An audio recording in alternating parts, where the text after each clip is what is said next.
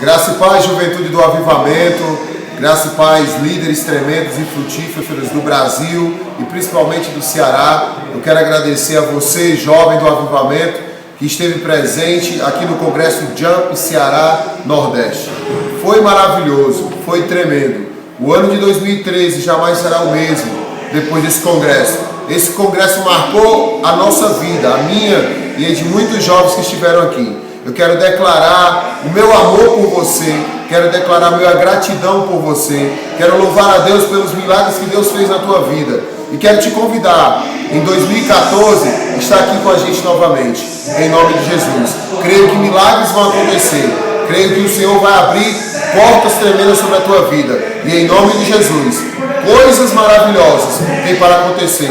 Em nome de Jesus, jovens, Deus te abençoe. Muito obrigado. Feliz 2013. 13, o ano da maturidade. O ano que a juventude deu um jump. Em nome de Jesus. Shalom, graça e paz. Deus te abençoe. Jovem do avivamento.